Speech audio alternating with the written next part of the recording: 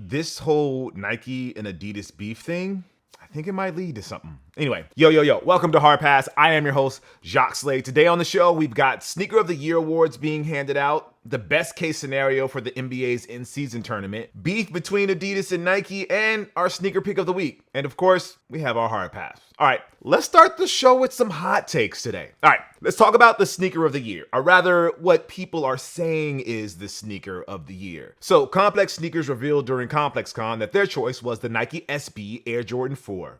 Interesting choice, but the one that seemed to get a lot of people attending up in arms was the Nocta Glide, which was number 9. Like, wow. I know it wasn't selling, but the disdain that the crowd had for it and the panel's dismissal of it was kind of shocking. I mean, I don't know.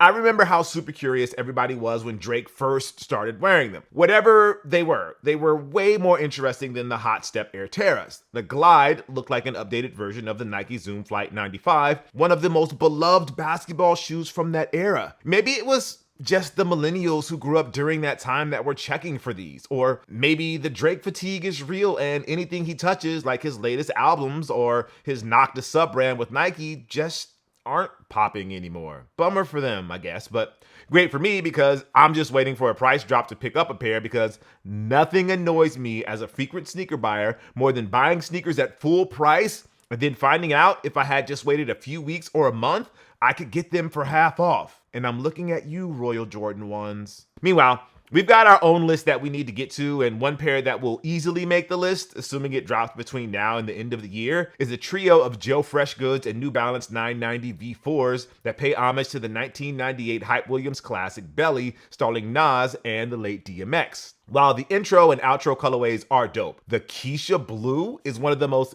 inspired names for a sneaker I've ever heard. Like, it's really, really brilliant. Shout out to Terrell Hicks. If you know, then you know. Another sneaker that we'll definitely be talking about in 2024 is Salehe Bembury's collab with Crocs that has a full upper. If you're wondering, yes, Crocs makes sneakers and they are sketcherific. I know people will never accept Crocs anything as being part of sneaker culture, but when this gets put on that ComplexCon screen next year, it's going to be very interesting. Not Hove and Prodigy interesting, RIP, but more interesting than the response to the Noctas. And speaking of beef, at the 37th Footwear News Achievement Awards, Adidas CEO Bjorn Gulden brought the fire as he was accepting the award for Shoe of the Year, which went to the Samba. Again, another interesting choice. But as he took home the prize, Bjorn jokingly claimed that he got more coming and directed it at Nike. Okay, Bjorn, I feel that Anthony Edwards energy. Call your shot. I love it. I doubt you'll have to walk this one back, unlike that other wild comment you gave a few months ago. Anyways, this led to a response from Jordan Brand Chairman Larry Miller. There's more to come. I think the Nike people here, watch out. We have a lot in the pipeline. That was a joke. To the brands that and folks that kind of called us out earlier, bring it on. We're ready for you. We're ready for you. Damn! Okay. Who's bad boy and who's death row in this situation? Let's hope both of these brands live up to this rare bit of trash talk and we get amazing sneakers in 2024. By the way, did anybody pull an Andre 3000 at the awards? Like, did LaMelo Ball get up there and defiantly pronounce, yeah, well, Puma got something to say to a confused crowd? By the way, I have a bone to pick with our friend Bjorn. I came across these lovely pictures of a black, white, and gold colorway of the Adidas D-Rose 1 Resto Mod. For those of you that are unfamiliar, Resto Mod is Adidas' version of Protros, where they've updated basketball shoes from their archives and given them today's tech. For example, the D-Rose 1 Resto Mod features a light strike midsole for a more modern feel. That's fine and all, but yo, this new colorway is fire. The use of black suede on the upper gives it a lifestyle vibe, which is hard to do because the Rose 1 is such a hooper-ass hooping shoe. But it's the hits of gold and the implementation of the D-Rose logo on the panel of the medial side that truly make these, I would say, a gem. Now, if only these weren't just Asia exclusives, Lauren, I might give your trash talk some credence. Moving back to Nike, the latest turn in the Air Jordan 1 Royal Reimagined being a brick saga continues. This time, it was actually a part of Nike's recent Cyber Monday sale. Could you imagine that being the case as recently as 6 months ago? Never thought an OG colorway of the Air Jordan 1, reimagined or not, would apparently sit in stores and not move units to such a degree that Nike would actually allow you to use their discount code? Wow. Now, before we get to our pick of the week, a quick congrats goes out to all of the lucky sneakerheads who got a pair of the Nike Kobe 6 Reverse Grinch. I know for a lot of people, this was their first time getting a package in the mail, and as somebody who remembers the first time they got sneakers from the brand, it's a great feeling. I just want to say, enjoy it, cherish it, but don't stop complaining about the sneakers app. If you take multiple L's, let them know that you will not be defeated. All right, our pick of the week is the Nike Book 1, Chapter 1 in Clay Orange. These are going to be on December 10th for $140. Now, the debut signature shoe from Devin Booker is going to be tough to get, as it recently said that they will be limited to only 500 pairs.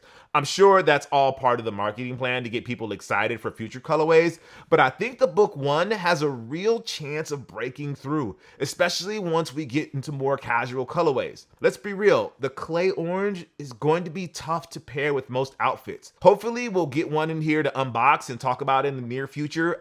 Hint, hint, anyone at Nike or Nike basketball that's listening or watching the show? All right, back to the show. Now that the field is set for the NBA's in-season tournament quarterfinals, let's power rank who would be the most interesting team to win the league's inaugural Intercontinental Championship. I have to say, it seems like a lot of fans and the players are actually excited about the tournament, as Tuesday and Friday games in November have never been more compelling. Sure, there's the whole point differential thing that is apparently breaking the unwritten rules of basketball, but until the league can tweak it so teams aren't purposely fouling Andre Drummond to get more possessions when they're already up by 30 points, play better defense. But as fun as this first run has been, it could be all for nothing if one of these teams in this first category ends up winning. This is the Adam Silver should definitely rig the results so these teams don't even sniff Las Vegas division. And that goes to Indiana, Sacramento, New Orleans. No offense to rising stars like Therese Halliburton, De'Aaron Fox, and whenever Zion Williamson feels like buying in. But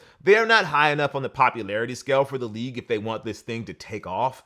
They need teams with bona fide superstars or championship pedigree, which leads us to our next category. The not our first choice, but it'll look good in the long run division. Milwaukee Bucks and Phoenix Suns. It would be a nice bullet point in the resume of NBA 75 players Giannis Antetokounmpo and Kevin Durant, and the novelty of Damian Lillard winning something of value is cool. I just feel like the league would prefer these teams to win it in year 2 or year 5, once the next two teams we mention on this list, well, once they win the first one.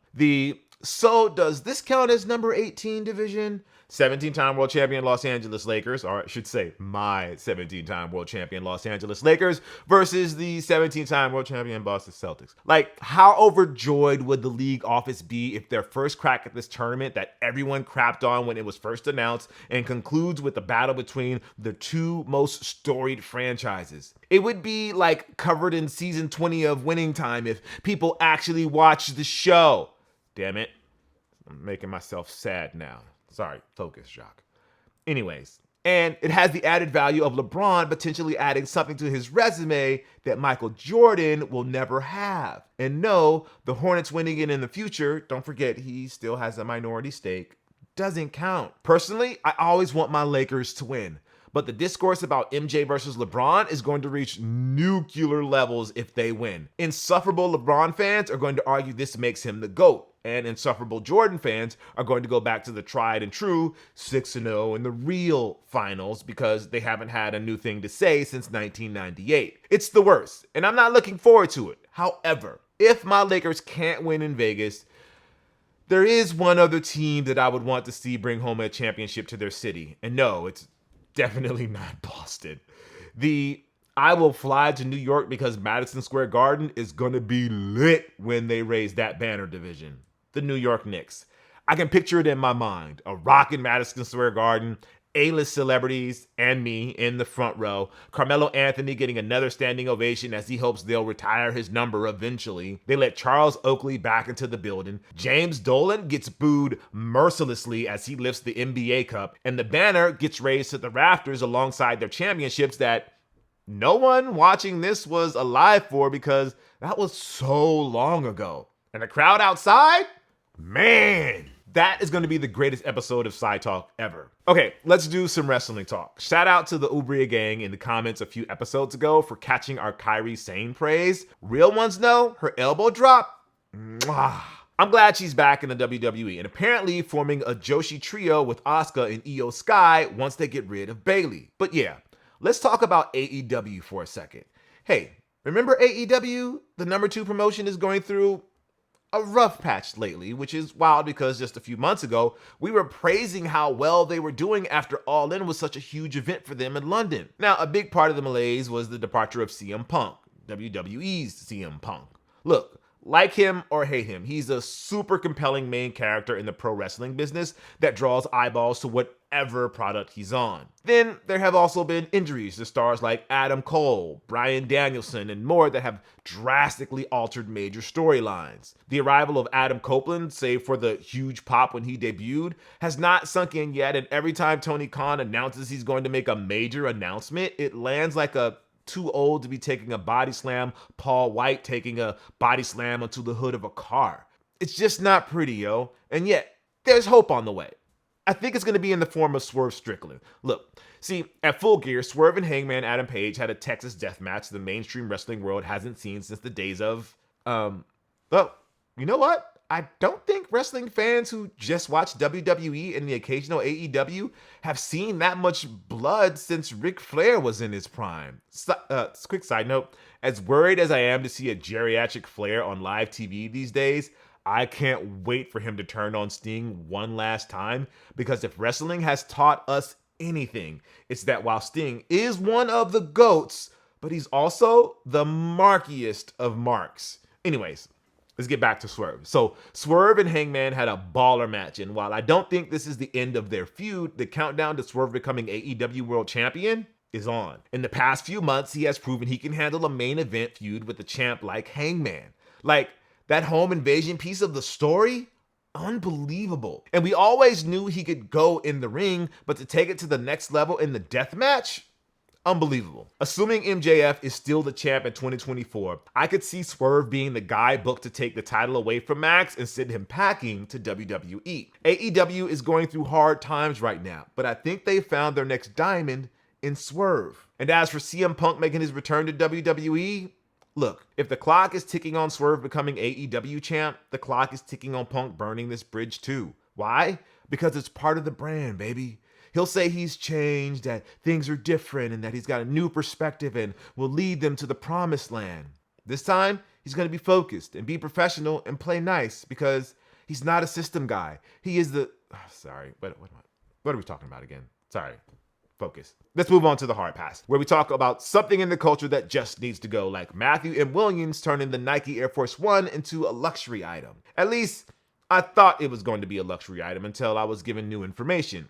See, I was ready to unleash a hard pass for the ages for this latest collab on the Air Force One, if that's what you call turning two iconic colorways and doing the bare minimum of work on them, calling it a banger. But first, let's start with Williams, the founder of the 1017 Alix 9 SM and current creative director at Givenchy. You've no doubt seen Williams' work on this show during our Heat Check segments, which recently became its own show on the main Cousteau channel. If you haven't found that out already, check it out now. There was the Nike Zoom MMW4 Matthew M. Williams from 2020. We have the Matthew M. Williams Nike Zoom MMW4 on the 21st for $450 using the same tooling as the Nike ISPA Road Warrior, which is a $500 work of art that somehow sells for more at resale. The upper is surprisingly traditional when compared to the Road Warrior though. The release date is for European territory so far, so I'm hoping these actually come stateside soon. Wow, that was 3 years ago?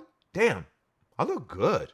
And yes, if you're wondering, he put his name and initials in the shoe's title. And yes, we still prefer the ISPA Road Warrior to these. Anyway, there was the Nike Free Trainer 3 Flyknit that included the detachable Vibram crampon when that was a big thing a few years ago.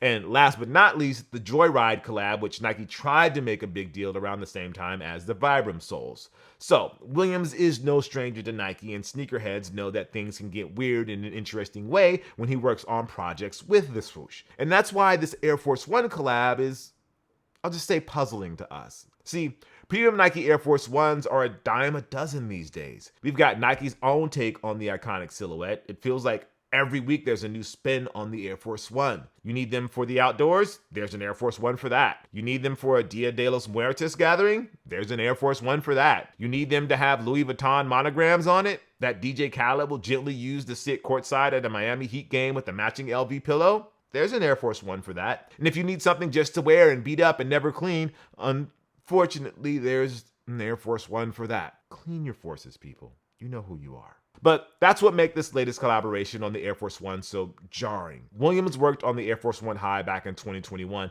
and it came in a variety of colorways and a unique buckle. It's minimalist for sure, but it's right in line with other high-concept Air Force Ones like the late Virgil Abloh's work on the shoe. The lows are even more minimalist. It stretches the mudguard panel into the midfoot. There's Ali's branding, a custom debray, and premium leather. So it's like those certified Loverboy Drake Air Force Ones, but even more lazy. Sign me up, or not. Williams is so nonchalant about these that he posted a design doc that shows you how little has changed, and it's jarring. Look, I understand if this is a new way to bring some energy to the white Air Force Ones. It's a meme sneaker at this point, and Nike is trying to find a way to build up its clout again. The certified Loverboy Air Force Ones didn't exactly set the world on fire, but its construction is something that I wish was on the $115 pair that Nike.com sells. And to bring the black Air Forces into this as well, I don't know. It just reeked of an attempt to gatekeep and make the two colorways that the culture made famous into something that it's not. And probably charge $400 for it, like the Zoom MMW4. But then I saw reports that they will drop later this month and retail for $155. So much for that hard pass.